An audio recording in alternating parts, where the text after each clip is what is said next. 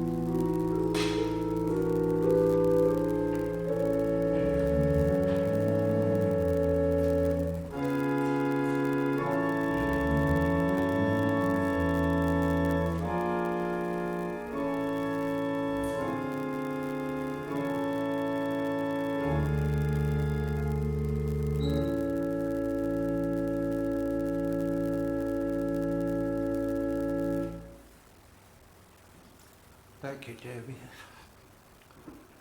Tēnā koutou te whānau o Auckland Unitarians. Tēnā koutou nā marahiri.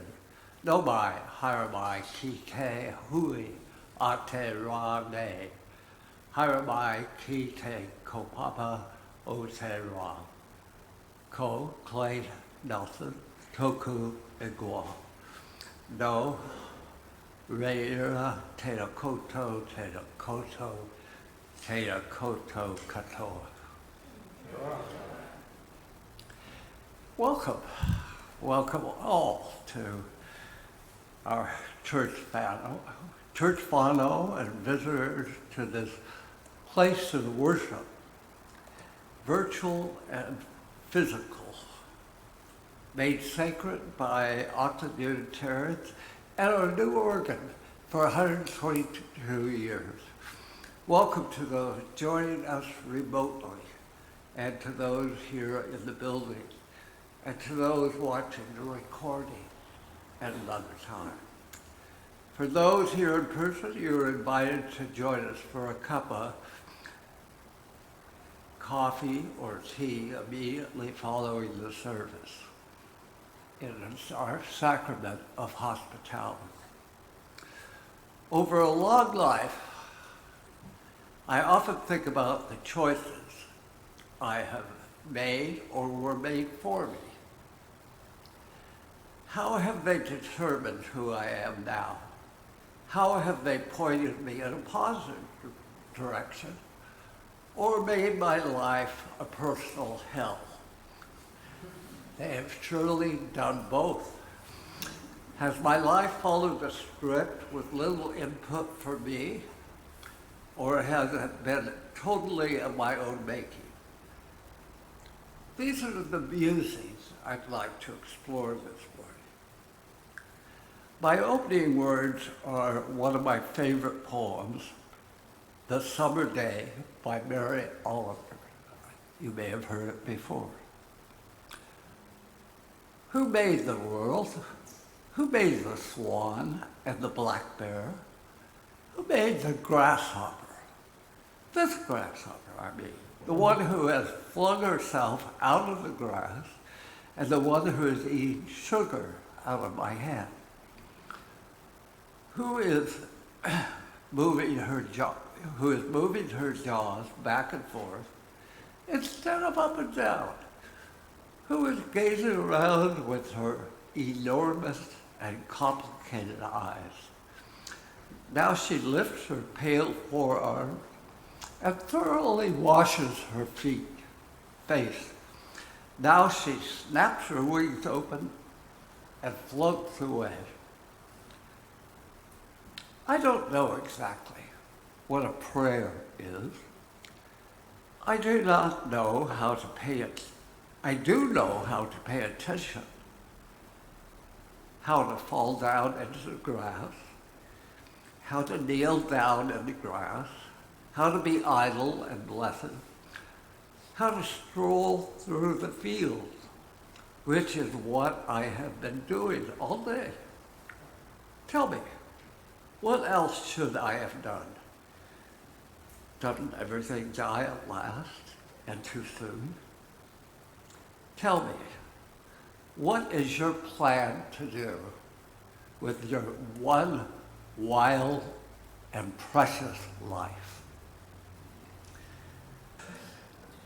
We kindle this flame as a symbol of the light we would keep glowing in our lives, of appreciation for those who differ, loving kindness for those who suffer, esteem for all who remind us of our heritage and calling as agents of the Most High.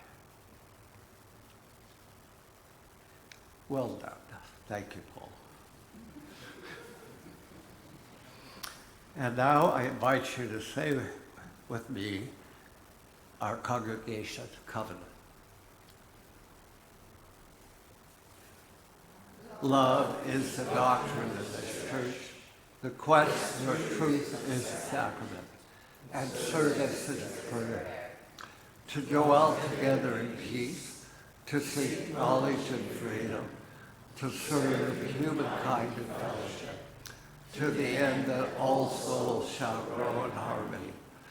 Thus do we covenant with each other and with our God.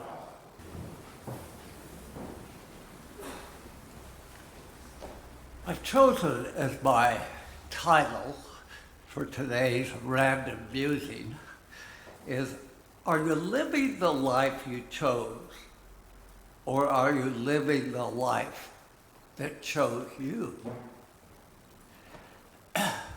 Rachel never seems to remember the lyrics from every song, including the Brady Bunch, she has ever heard, especially if it's by ABBA. But occasionally, me, not so much, especially if it's by ABBA. But occasionally, a lyric will reach out and grab me and not let go. This is true of a refrain from a Jason Isbell song, are you living the life you chose, or are you living the life that chose you? Long before Isbell sang it, his question haunted me. By this point in my life, countless choices have been required. Each has had consequences, both positive and negative, and each has raised Isbell's question. There are, of course, a whole host of choices I had no part in. I didn't choose the color of my skin, my gender, sexual orientation, country of birth, family, socioeconomic class, birth order, or religious upbringing, if any. These are some of the most obvious. I think of these as cards I was dealt in life. Learning how to play them was the task. Some were a royal flush, creating opportunities that enhanced my life choices. And some were a bust, requiring a bluff that all was well when it certainly was not. But these choices are not the ones I find most troubling. I wasn't responsible for them. It is the choices that have been wholly mine that Isbell's questions demanded answer. Sometimes it's not giving an answer that's hard, but not being able to see the choices available. When I was beginning my last year at university, I was clueless as to what I'd do after graduation. My problem was I liked almost everything I studied, but couldn't see what I was going to do with my wide interest. During this time, Dad happened to be in town and suggested lunch. I didn't have high expectations that he would give me any answers. He'd always made me work it out. Damn him. Over lunch, I shared my quandary. Dad observed that from what he could see, I was a B+ student, even though I didn't go to class or study, except for the last 2 weeks of the quarter. What did I do the other 7 weeks? I shared my passion for improving campus life, building community, protesting the Vietnam War, social injustice, and seeking to empower fellow students to make the world a better place.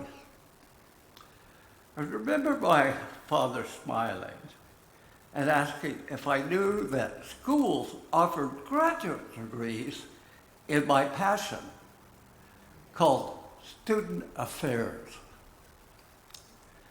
The conversation ended with him saying that the answer to my quandary may be simply following my passion.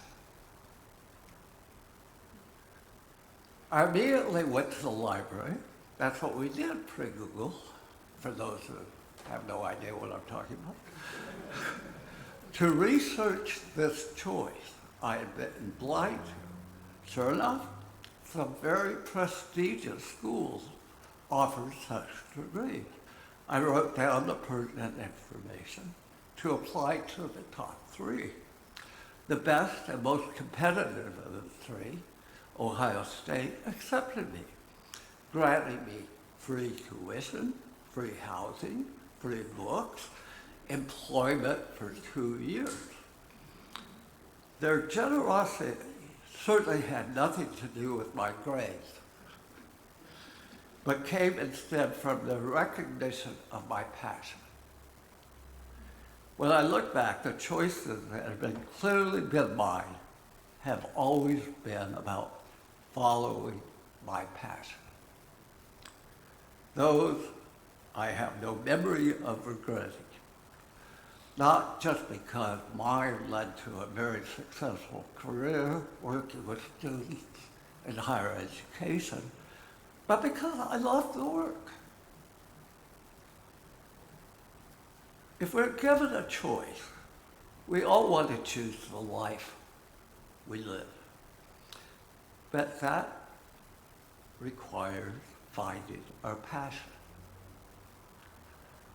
Dr. Carl Gregg, a UU minister and trained spiritual director, says it begins by slowing down and asking yourself if you're living in a way that is in a right relationship with yourself, with other people, and with this one planet. Or if you feel called to live differently. He offers Buddhist tradition to help us make a discernment. Ask yourself if the life you're living is cultivating 10 qualities that lead to awakening.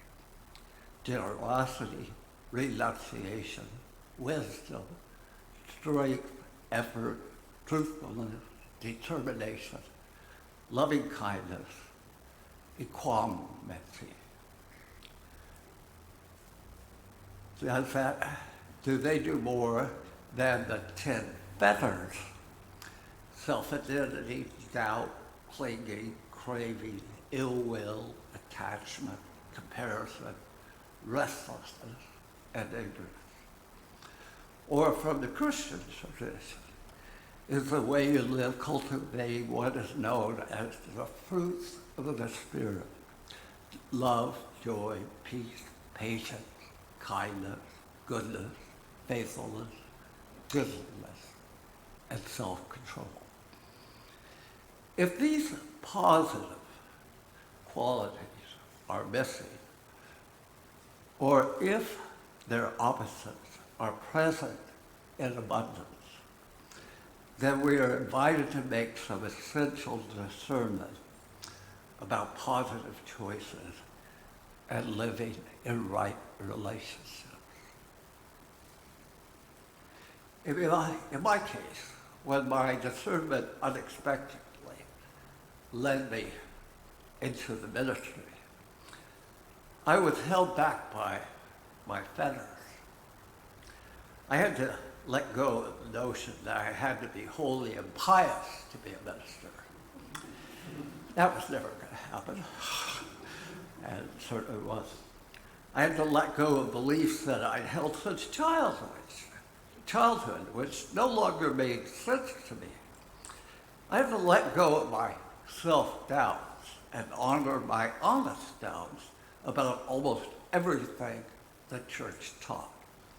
I had to stop avoiding the hard work of constructing a spiritual life that was meaningful to me, even if the institutional church considered me a heretic. Unfettered, I and my heretical passions excelled. Graduated with honors at the top of my class. But that is far too much about me. TMI, as they say. Faith communities must find their passion as well. They have to answer Isabel's refrain. If life has chosen the congregation, it may feel positive, familiar, comforting, helpful, expecting, and enough. It is also true if life has chosen the congregation, it may feel negative, exhausting, disappointing, infuriating, and insufficient. A congregation is fettered if they have lost sight of their purpose, if they have chosen to remain the same, if they fear being disruptive when required to promote justice, if they're no longer generous, if they no longer consider hospitality a sacrament, if they forsake a determination to be a loving community, offering kindness to all, if love, joy, and peace no longer resonate through all they do. Sadly, when we give up making our own choices about how to live, we lose our passion. Then we might as well close our doors, for our death is inevitable.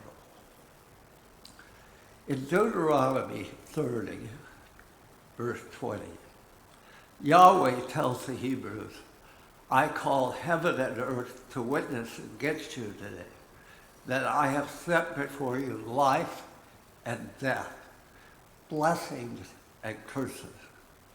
Choose life so that you and your descendants may live.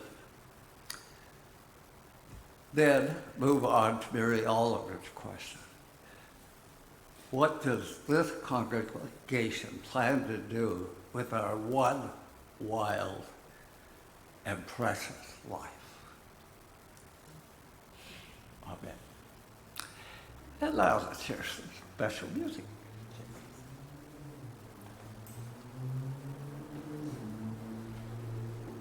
My second piece will be testing the organ's limits for the first time.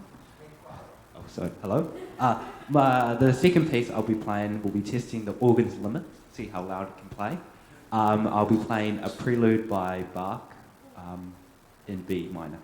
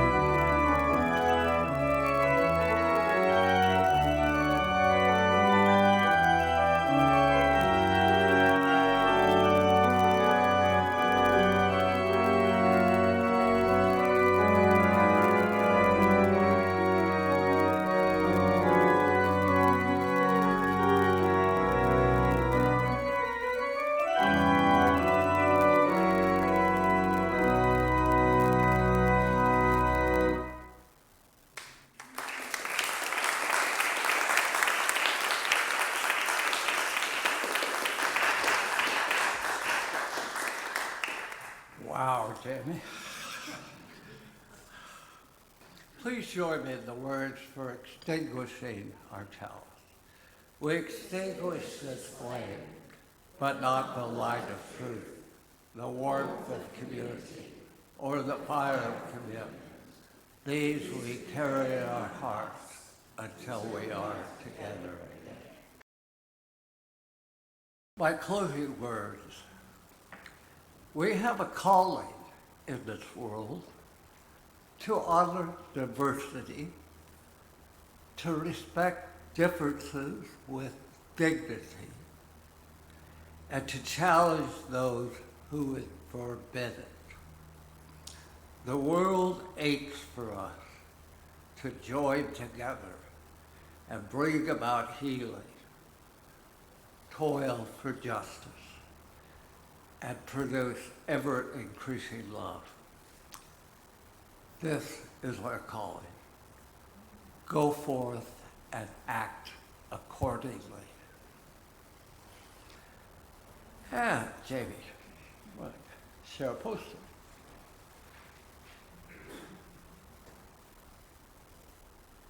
My final piece is by Hubert Perry, and it's a chorale prelude on the hymn Eventide.